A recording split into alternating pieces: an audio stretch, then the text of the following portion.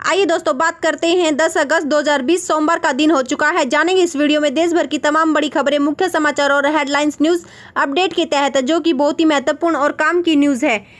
तो आज बात करते हैं 7th पे कमीशन के बारे में और रिया ने किया बड़ा खुलासा सुशांत मर्डर केस में, और हम किस प्रकार छोटी बचत से करोड़पति बन सकते हैं, और मोदी सरकार ने चलाई किसान रेल स्कीम, और कुछ बॉलीवुड न्यूज़ के बारे में हम डिस्कस करते हैं। और जानिए इस बार भारत में किस तारीख को मनाई जाएगी जन्माष्टमी।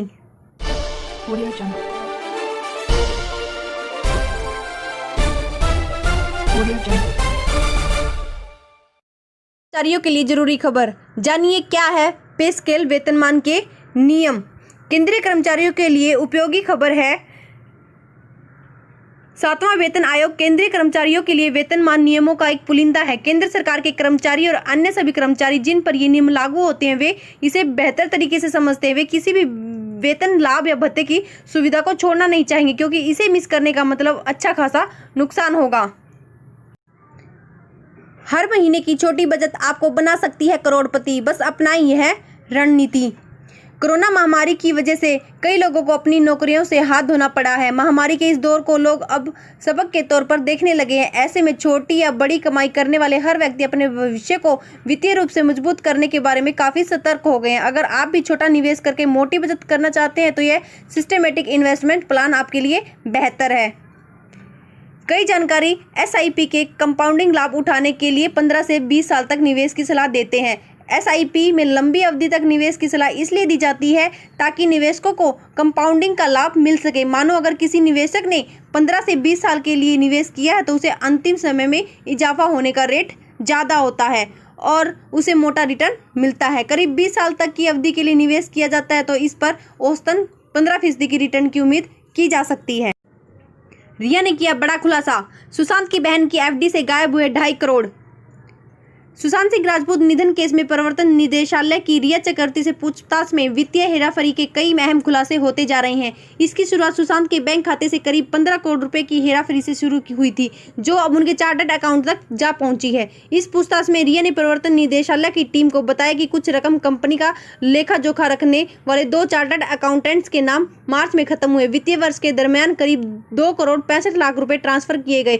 सूत्रों के मुताबिक सुशांत ने अपनी बड़ी बहन के नाम 4.5 करोड़ रुपए फिक्स डिपॉजिट कराए थे, लेकिन रिया के सुशांत की जिंदगी में आने के बाद दोनों चार्टर्ड अकाउंट्स ने रिया और उसके भाई की मिली भगत से 2.5 करोड़ रुपए पार कर दिया। ग्राहकों के लिए RBI का नया तोहफा, लोन सेटलमेंट के लिए आई ये नई स्कीम।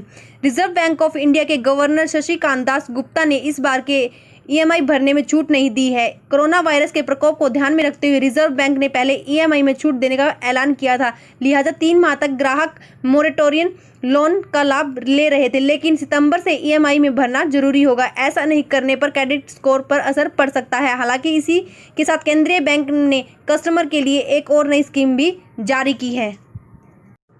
किसान रेल स्कीम से किसानों को होगा फायदा, संकट में किसान बने हैं बड़ा सहारा, PM मोदी।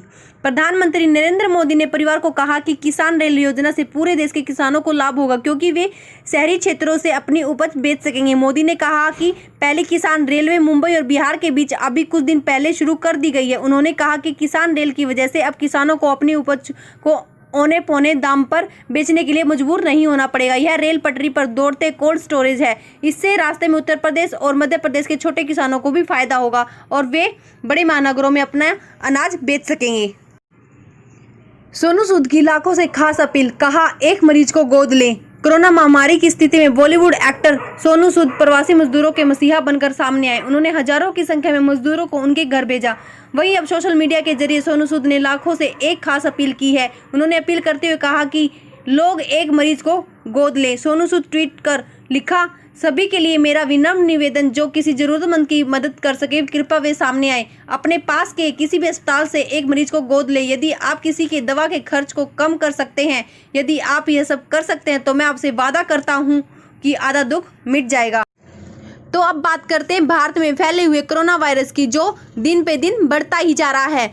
भारत में संक्रमित लोगों की संख्या 21,53,000 के पार जा चुकी है और 14,80,884 रिकवर हो चुके हैं, जिसमें से 43,379 लोगों की डेथ हो चुकी है। अब बात करते हैं दिल्ली की।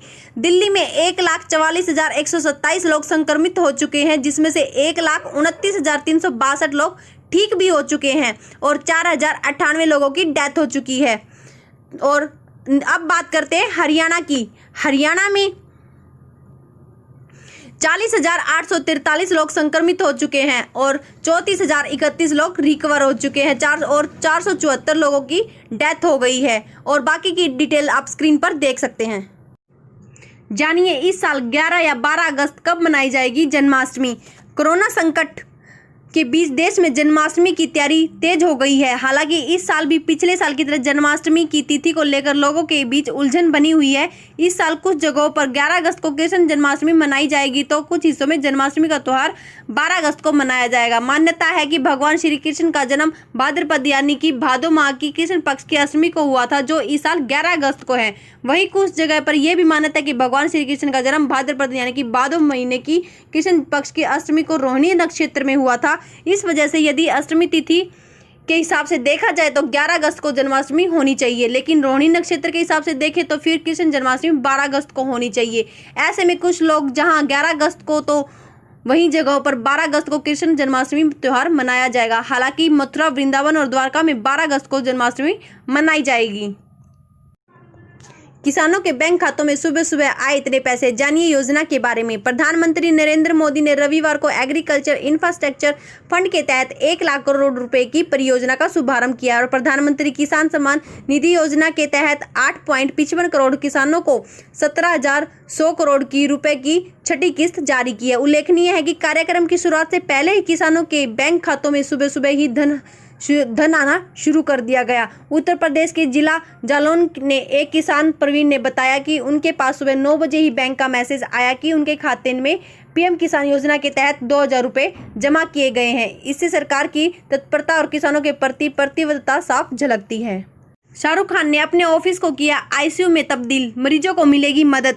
कोरोना वायरस महामारी में बॉलीवुड हस्तियों ने सरकार से लेकर जरूरतमंद लोगों की काफी मदद की है। स्टार्स ने सीधे पैसे देने के अलावा भी कई तरह से लोगों की मदद की है। शाहरुख खान ने तो क्वारंटीन सेंटर बनाने के लिए अपना ऑफिस भी बीएमसी को दे दिया था। शाहरुख खान और उनकी पत्नी गौरी खान की ओर से की गई इस मदद को काफी तारीफ की गई थी और बीएमसी ने खार मुंबई स्थित अपने ऑफिस को क्वारंटीन सेंटर देने के लिए कपल का शुक्रिया भी अदा किया था।